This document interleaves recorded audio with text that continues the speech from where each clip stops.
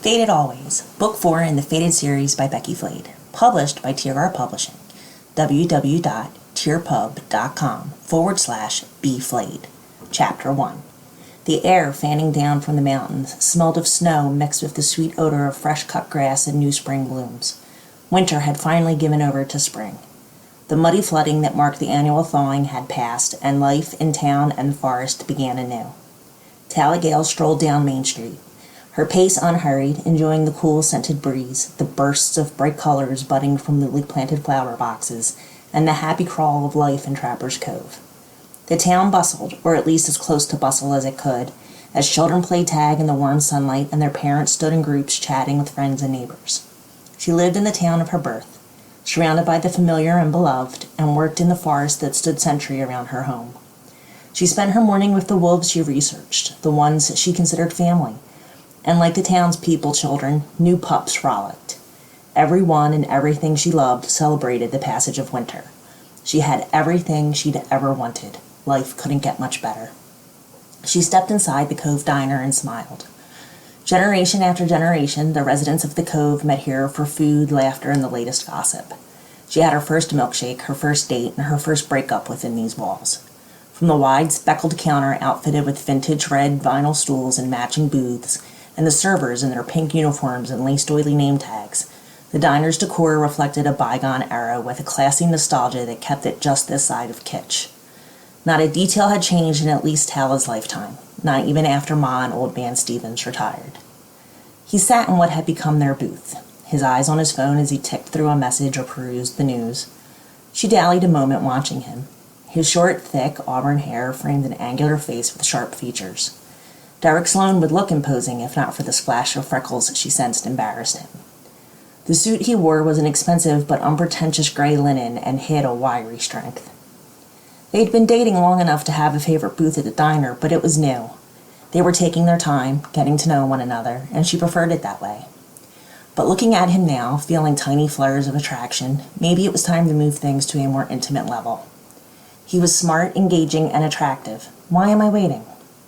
She flashed a bright smile as she slid into the booth. Sorry, I got held up. Hey, beautiful. He laid his phone down and took her fingers in his. The lines around his whiskey brown eyes creased when he smiled. I don't have much time. I have another appointment with Penny and her mother.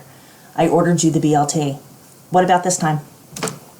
She wants to change the flowers again, from red roses to pink Asiatic lilies.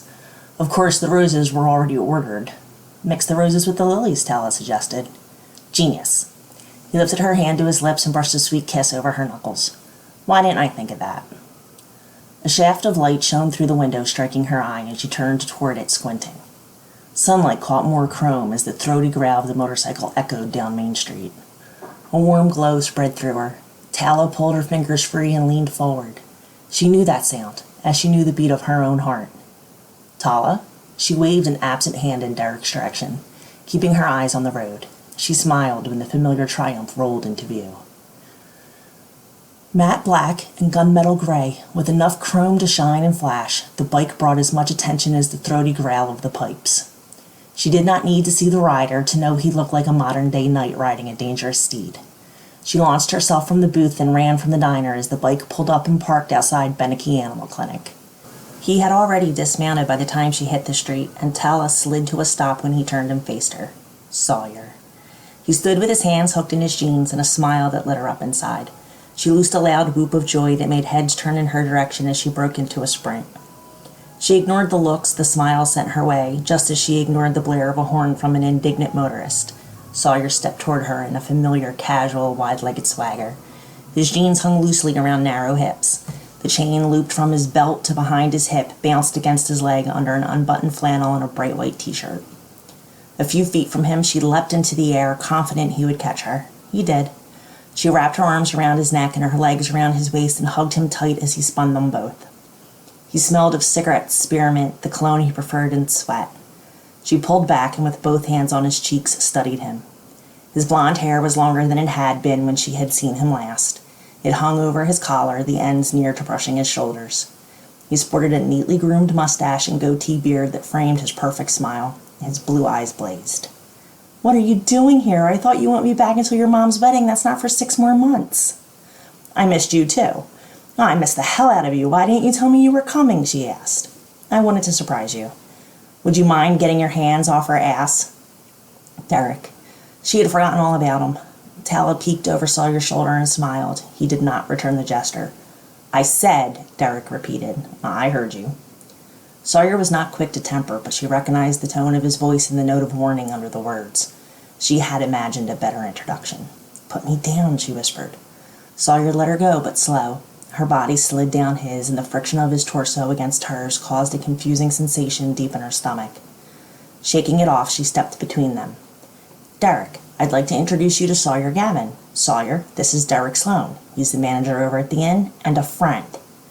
She said it with enough force Sawyer would understand Derek was more than a friend. Derek extended his hand. I've heard a lot about you. Your mother is a lovely woman. Thank you. I've heard of you, but that's about it. Sawyer looked at her. Derek's hand fell to his side.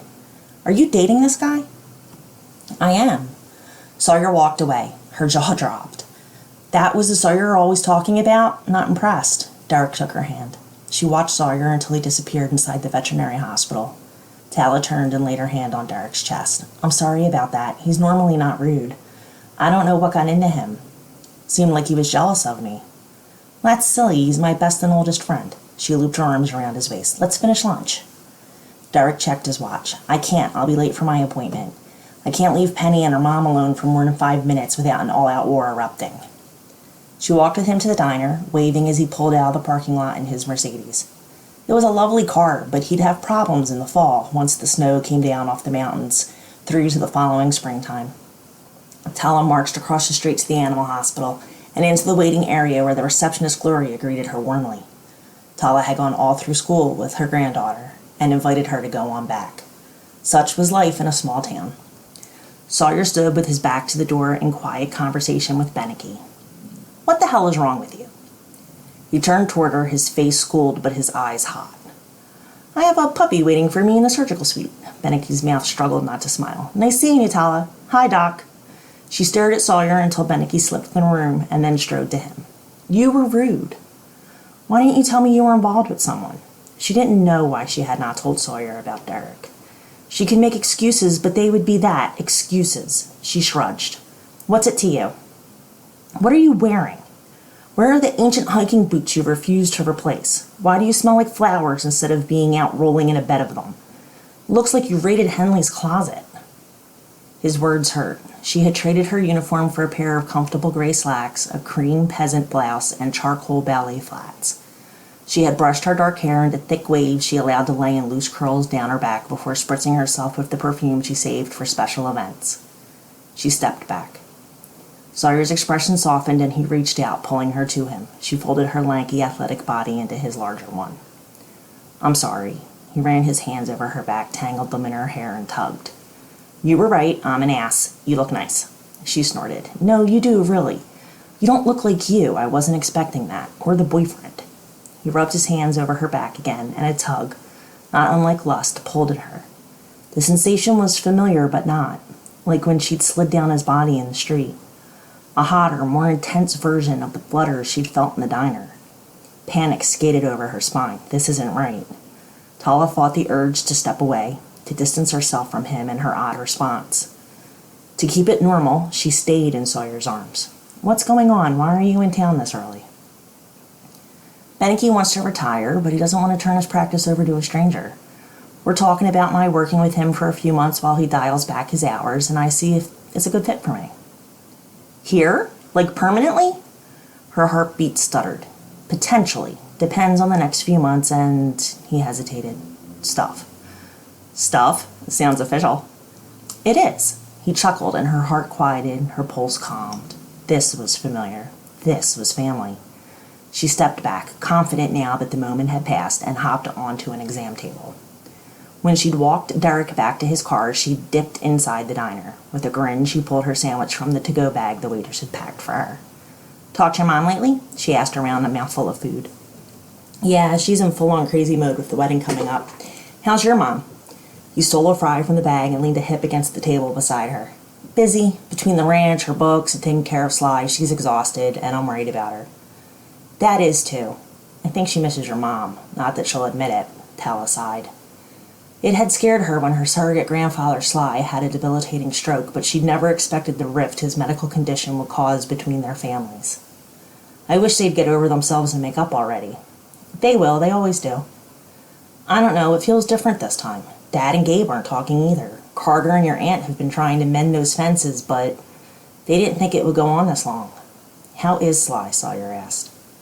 Ornery. He hates being at the main house with Mom and Dad, hates not being with the horses, and hates the nurse Mom hired. He's angry that his mind is still sharp, but his body isn't. He's dying, you know that, right? She bit into her sandwich to avoid answering. He took her hand, not allowing her to escape him or the truth. Sawyer would never allow either. Right? I know, but not today. He isn't dying today. I've got time to kill and an idea I want to run past your parents. Come with me, we'll visit together. I can't, she beamed. I got the grant and my equipment is due to be delivered this afternoon. Yes, he picked her up and swirled her. I knew you would, didn't I tell you? You did, she laughed. I interrupted a celebration lunch with your boyfriend. You did, and you're gonna need to apologize to him for being rude. Sawyer dropped her to her feet. That's not gonna happen. I'm serious, she started. Tella spotted the time on the clock above the wall. Crap, I'm late. You're pissed at me. I'm not, she insisted. If I'm not there to sign for the delivery, it could take another week to get the equipment I ordered shipped back out here. Tala shoved the remnants of her celebratory lunch into the empty sack. How about, weather permitting, you help me set up the cameras tomorrow and we'll finish catching up? Yeah? Yeah, I'll even make you dinner if you prove to be a solid assistant. She dropped a kiss on his cheek. Sawyer moved his head and her lips landed on his. They were warm, firm, and full as they skimmed over hers in the barest whisper of a kiss.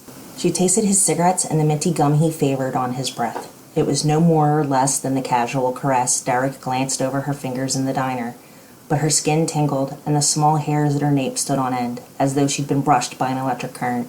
She jerked away. Okay, that was weird, she stuttered. I have to go. I'll call you tomorrow morning. He nodded, his lips curved at the corners with the hint of a smile and his eyes blazed with an emotion she couldn't identify. He looked confident, smug, as she backed toward the door. Her heart hammered under her ribs. Tala had a sudden need for the sun and the fresh air, as the wide room with its high ceilings seemed closed and coffin-like. She yanked on the door handle. Congratulations on the grant. His voice stopped her from fleeing into the waiting room and out the doors to the street. I'm glad you're home, she said. So am I. This was Chapter 1 of Fated Always, Book 4 in the Fated series, published by Tirgearr Publishing. You can find the rest of this book at www.tirpub.com/Becky Flade. Thank you for listening.